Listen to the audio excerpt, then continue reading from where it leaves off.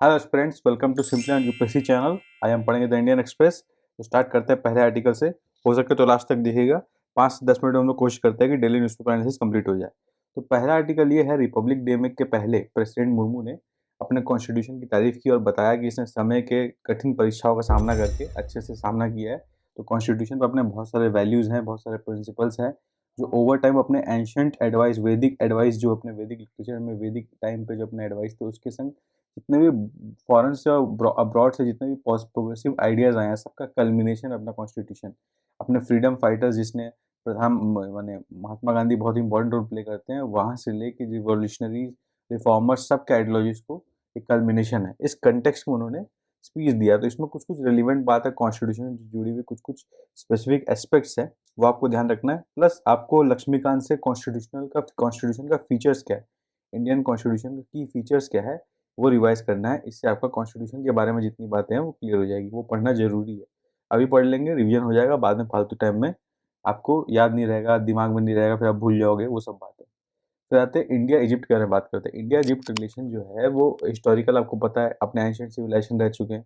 तो अभी के टाइम में ये कैसे रिलेवेंट है, फिर नॉन अलाइनमेंट मूवमेंट के टाइम पे इंडिया इजिप्ट का रिलेशन कितना सिग्निफिकेंट था, अभी आने वाले समय में इंडिया इजिप्ट का रिलेशन को कैसे देख रहा है, उस एस्पेक्ट में का एक आर्टिकल है जिसमें वो लोग कैसे कोऑपरेट करेंगे, दोनों देशों ने बताया। उसमें कुछ अपडेट्स है, देखिए आप चाहो तो स्किप कर सकते हो, वैसे इंटरनेशनल रिलेशन का मुद्दा है, पर एक बार रीड कर लोगे तो माइंड में सेंस बना रहेगा। अभी पढ़ लोगे फिर बाद में कभी रिवाइज करोगे तो एकदम नया नहीं लगेगा आपको, वो वाला आइडिया। फिर इंडिया ने पद्म अवार्ड्स अनाउंस किया। 106 लोगों को पद्म अवार्ड्स दिया गया, प्रेसिडेंट ने साइन कर दिया है। लगभग उसमें 6 लोगों को मिलेगा पद्म विभूषण, 9 लोगों को मिलेगा पद्म भूषण, एंड बाकी 91 लोगों को मिलेगा पद्मश्री। ये 3 लेवल ऑफ पद्म अवार्ड होते हैं। तो व्हाट आर पद्म अवार्ड्स, इनके बारे में अवेयरनेस आपको होना चाहिए। क्या इनका जो पद्म अवार्ड्स है इसको एज अ टाइटल यूज किया जा सकता है आर्टिकल 18 के अंदर, ये भी आपको अवेयरनेस होना चाहिए। कि कि अपना टाइटल्स क्या होता है, टाइटल्स को अपने एबॉलिश किए हैं, आपको पता होना चाहिए। तो वो कौन सा आर्टिकल के अंदर किया, मैंने जो बोला है वो गलत है कि सही आर्टिकल है। आर्टिकल 18 कौन सा आर्टिकल है जिसमें हम टाइटल्स को एबॉलिश कर चुके हैं, और कौन सा टाइटल अलाउड है, एकेडमिक और आर्मी वाला टाइटल अलाउड है, ये आपको बेसिक अवेयरनेस होना चाहिए टाइटल्स के बारे में और पद्म अवार्ड्स के बारे में। से प्रीलिम्स में क्वेश्चन बन सकता है, वैसे एक बार बना भी था। ठीक है। Now coming to the next page. Next page में देखिए, ये आर्टिकल है जो इंडिया इजिप्ट के बारे में हम लोग पढ़ रहे थे, उसका एक कैरी फॉरवर्ड आर्टिकल है। और जो प्रेसिडेंट मुर्मू ने जो बताया है कॉन्स्टिट्यूशन के बारे में, उसके बारे में आर्टिकल है। ये कैरी फॉरवर्ड आर्टिकल, उसको आप रीड कर सकते हो accordingly. Now coming to the next page. अगला पेज इकोनॉमी पेज है। इकोनॉमी पेज में पहले आरबीआई ने green bond, sovereign green bond RBI ने इशू करना स्टार्ट किया है, जो 5 साल का और 10 साल का, दो बॉन्ड टाइप का रिलीज करना स्टार्ट किया है। तो ग्रीन बॉन्ड क्या होता है, किस किस टाइप का बॉन्ड अभी आरबीआई रिलीज कर रहा है, उस बॉन्ड का इंपॉर्टेंस क्या है, और उसके बेनिफिशियल मतलब इन्वेस्टर्स को क्या बेनिफिट है उसके बारे में, और जो प्रोसीड्स होगा बॉन्ड का ये कहाँ जाएगा, ये 5 क्वेश्चन इस आर्टिकल में हाईलाइटेड है। ठीक है। तो ये आर्टिकल पढ़ने में कोई बुराई नहीं है। What does green bond mean, investors planet, ये दोनों बात आप, ये इसमें आपको पांचों क्वेश्चन आंसर मिल जाएंगे। क्वेश्चन वाइज दिया हुआ है, एक्सप्लेन टाइप का एस्पेक्ट है इकोनॉमी पेज का, इसको आप रीड कीजिए। तो सेकंड बात ये है, आरबीआई ग्रीन बॉन्ड जो इशू किया है वो ओवर सब्सक्राइब हो गया। इसका मतलब काफी लोगों ने इंटरेस्ट दिखाया है। तो ये अंडरस्टैंडिंग आपको होना चाहिए। फिर इसमें भी दिया है कि प्रोसीड्स कहाँ जाएगा, रिन्यूएबल्स में कहाँ प्रोसीड्स जाएगा। ये 2-3 छोटे छोटे एस्पेक्ट पढ़ना जरूरी है। देखिए सब प्रीलिम्स में पूछा जा सकता है, बस बात यही है। अदरवाइज पढ़ना रिलेवेंट नहीं है, चाहो तो स्किप भी कर सकते हो। प्रीलिम्स में पूछा जा सकता है, मेन मुद्दा ये है। अब coming to the next article, इसमें यह है कि 10 में से 9 ट्रेडर जो फ्यूचर और ऑप्शन में ट्रेड करते हैं उनको नुकसान होता है, और एवरेज 1.1 लाख का नुकसान होता है। इसलिए इंडिविजुअल ट्रेडर को एफएनओ में ट्रेड करना काफ़ी डिफिकल्ट माना जाता है। तो ये आपको अवेयरनेस होना चाहिए कि एफएनओ ट्रेडिंग क्या होता है, फ्यूचर एंड ऑप्शन ट्रेडिंग क्या होता है, बस ये एक प्रीलिम्स के हिसाब से इंपॉर्टेंट मुद्दा बनता है, अदरवाइज इंपॉर्टेंट नहीं है। फिर एक डेटा भी याद रख सकते हो कि 1 में से 4 इंडियन जिन्होंने सर्वे किया गया उनको डर है अपने जॉब ले ऑफ का। ठीक है। तो ये एक माहौल बन गया है, टेक कंपनी काफ़ी सारा ले ऑफ कर चुकी है उसके हिसाब से।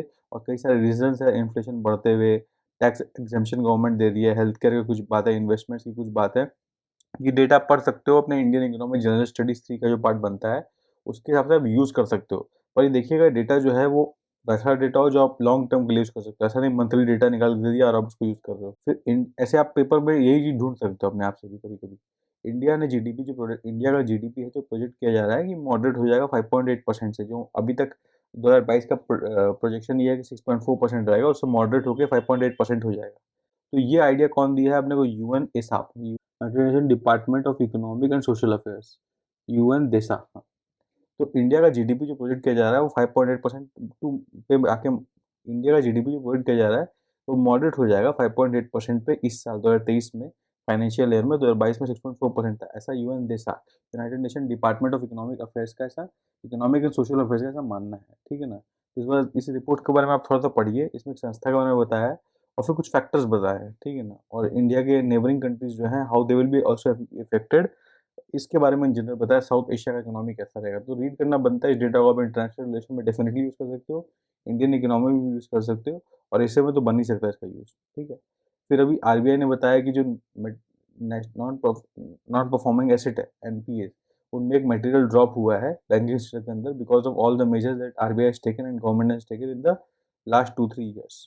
फिर T+1 ट्रेडिंग क्या होता है, ऐसे पूछने का चांसेस कम है, पर प्रीलिम पूछा सकता है। T+1 ट्रेडिंग क्या होता है, is basically new settlement cycle, जिसमें 24 आवर्स के अंदर आप जो परचेस करते हो, वो उसका वैल्यू सेटल हो जाता है। पहले 2 दिन लगता था, 2003 से पहले वो 3 दिन लगता था। तो ये चेंजेस अच्छा है, प्रोग्रेसिव मार्केट में इन्वेस्टमेंट के लिए।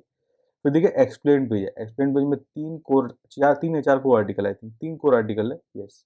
एक्सप्लेन पेज में 3 कोर आर्टिकल है। पहला ये कि लिविंग विल गाइडलाइंस, आपको पता होगा कि यूथेनेशिया का केस हुआ था 2018 में। उस टाइम पे क्या हुआ था कि यूथेनेशिया, अब देखिए यूथेनेशिया, एक एक इंसान को खुद से जान लेने की इजाज़त कैसे हो सकती है, पर अब कोई इंसान ऑलरेडी मेडिकल कंडीशन इतना बुरी स्थिति में है कि वो खुद के लिए डिसाइड नहीं कर पा रहा और उसको बस जिंदा रखा जा रहा है किसी तरह से, तो उस केस में पैसिव यूथनेसिया किया जा सकता है, ऐसा सुप्रीम कोर्ट ने बोला था 2018 के जजमेंट में। तो पैसिव यूथनेसिया करने से पहले भी कुछ प्रोविजंस है, कुछ प्रोसेस है, जो ये वाला पार्ट आप देख रहे हो इस आर्टिकल का, इसमें पूरा ये वाला पार्ट उसी को एक्सप्लेन करता है क्या प्रोसेस है, ठीक है, जो 2018 में सुप्रीम कोर्ट ने बताया। पर इस वीक उस प्रोसेस को ईज कर दिया गया है, ईज कैसे किया गया वो यहाँ हाईलाइट किया गया, ठीक है। ये 2 एस्पेक्ट आप समझ गए। फिर उसके बाद एक्सपेक्ट क्या है कि 2018 से पहले सिचुएशन क्या था, तो उसमें 1994 से लेकर 2008 तक के एक-एक पैराग्राफ में 2008 ये रहा, फिर 2006 ये रहा, फिर 2011 में क्या बात चल रहा था, फिर उसके 2 साल बाद का बात चल रहा था, 1994 में क्या बात चल रहा था। इसमें 5 इंस्टेंस लेके समझाया गया 2018 से पहले क्या स्थिति थी यूथेनेशिया की। फिर सुप्रीम कोर्ट ने 2018 में क्या रूल किया वो हल्का बताया, तो उसका प्रोविजंस यहाँ मैंने बता चुका, प्रोविजन पर डिटेल यहाँ बताया, प्रोसेस, और फिर उसको चेंज इस वीक जो किया वो यहाँ बताया। और यूथेनेशिया क्या है उसके बारे में डिटेल, क्या पैसिव एक्टिव यूथनेसिया क्या होता है उसके बारे में यहाँ बताया। तो इसलिए आर्टिकल इस तरह से पढ़ना जरूरी है, ठीक है। हाईलाइटेड पार्ट मैंने कर दिया, आपको रीड करने में थोड़ा ईजी होगा। फिर इंडिया 26 जनवरी को रिपब्लिक डे क्यों बनाता है, आप लोग सभी को पता होगा, जो यूपीएससी के एस्पिरेंट्स है, खासकर जो इंडियन पॉलिटी लक्ष्मीकांत पढ़ चुके हैं, पहला चैप्टर में जानकारी दिया है कि अपने पूर्ण स्वराज का वही नारा दिए थे। और मॉडर्न हिस्ट्री पढ़ ले तो आपको श्योर पता होगा, 1930 में अपना 1929 में बेसिकली लाहौर सेशन हुआ था, और कांग्रेस सेशन जो है दिसंबर टू जनवरी चलता था हमेशा। तो 1930 में 26 जनवरी को हम लोग फर्स्ट इंडिपेंडेंस डे मनाए थे, after passing the resolution of पूर्ण स्वराज। और तब से लेकर इंडिपेंडेंस तक हम लोग उसको इंडिपेंडेंस डे की तरह मनाते थे और पूर्ण स्वराज डे की तरह मनाते थे। उसके पीछे कोई हिस्टोरिकल बैकग्राउंड है कि हम लोग, ये तो डे हो गया, पर कौन-कौन से लीडर थे उसमें इन्वॉल्व थे, उन्होंने क्यों ऐसा किया? फिर क्या उस टाइम हिस्टोरिकल डेवलपमेंट हुआ था कि हम लोग ऐसा मूव लेना पड़ा? डोमिनियन स्टेटस क्या होता है? पूर्ण स्वराज का मतलब क्या होता है? तो उसका इंडिपेंडेंट होने का जब कॉन्स्टिट्यूशन बन गया हम लोग का और 26 नवंबर को कॉन्स्टिट्यूशन अडॉप्ट कर लिया गया, तो उस टाइम हम लोगों ने डिसाइड किया कि 26 जनवरी को रिपब्लिक डे की तरह मनाएँगे। एक्चुअल एनफोर्समेंट ऑफ कॉन्स्टिट्यूशन उस दिन होगा, ठीक है? ऐसे 26 नवंबर को हम लोग कॉन्स्टिट्यूशन डे मनाते हैं और 26 जनवरी को हम लोग रिपब्लिक डे मनाते हैं।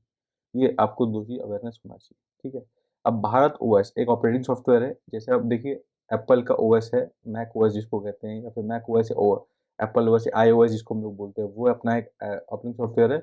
उसके बाद गूगल का एंड्रॉइड एक ऑपरेटिंग सॉफ्टवेयर है। तो विंडोज़ में विंडोज़ का ऑपरेटिंग सॉफ्टवेयर है ही, तो ये मोबाइल में नहीं है। तो भारत ओएस ऐसे इंडिया अपना ऑपरेटिंग सॉफ्टवेयर बनाना चाहता है मोबाइल के लिए। अब उसमें वर्क चालू हो गया, पर उसमें कुछ चैलेंजेस है जो इंडिया आगे आगे फेस कर सकता है, क्योंकि बहुत बड़ा मार्केट है, गूगल डोमिनेट करता है, 71% मार्केट डोमिनेट करता है और एप्पल दूसरा डोमिनेट करता है। पर ऐसे में अगर हम लोग ऐप स्टोर बनाएँगे, और ये फोकिंग टेक्निक का बात किया, फोकिंग, फोकिंग माने ये रहा, यहाँ पे उसके बारे में मेंशन किया गया है। फोकिंग के बारे में कुछ मेंशन किया गया है। फोकिंग माने जैसे एंड्रॉइड का जो सोर्स कोड है ओपन सोर्स है, उसी के थ्रू, उसी को बेस लेके एक न्यू तरह से कोड बनाया गया है, उसमें भारत ओएस बनाया गया है, क्योंकि न्यू पूरा अगर हम पूरा ऑपरेटिंग सॉफ्टवेयर नया बनाए तो हाईली इम्पॉसिबल अभी के टाइम में तुरंत-तुरंत ऐसा करना, पर इंडिया ऐसा कर रहा है बिकॉज़ ऑफ फोर्किंग टेक्निक। तो उसको गूगल भी कुछ हेल्प करेगा बिकॉज़ ऑफ इट्स प्रोविजंस, थोड़ा-सा हेल्प करेगा गूगल भी, बट फोर्किंग की वजह से क्या है, उसमें बग्स ज़्यादा होंगे, तो उसको एक्सपेंड करने में डिफ़िकल्टी आएँगी। हम लोग एक रोबोट सिस्टम और डेवलपर्स चाहिए, और एक अच्छा सिस्टम चाहिए ताकि इसको हम लोग मैनेज कर सकें टाइम टू टाइम। तो कुछ चैलेंजेस आएँगे, उसको मैंने हाइलाइट किया, आप लोग चैलेंजेस को पॉइंट बाय पॉइंट रीड कर लीजिए, हाइलाइट कर दिया मैंने पॉइंट्स, आपको रीड करने में ईज़ी होगा। आपको 4 से 5 पॉइंट याद करने हैं, वो कोई भी 5 पॉइंट हो सकता है, आपको समझना है। वो आपको याद होंगे, तो इसके बारे में कोई क्वेश्चन बनता है 10 नंबर का तो आप लिख पाओगे। सो आज इट टुडे न्यूज़पेपर, यही था आज के न्यूज़पेपर में। आई होप आपको पढ़ के अच्छा लगा। If you like the initiative, मेरे चैनल को लाइक सब्सक्राइब करें। हाइलाइटेड पेज पीडीएफ को एक्सेस करने के लिए simply learn official channel Telegram में उसे ज्वाइन करें। तब तक के लिए best wishes for the examination.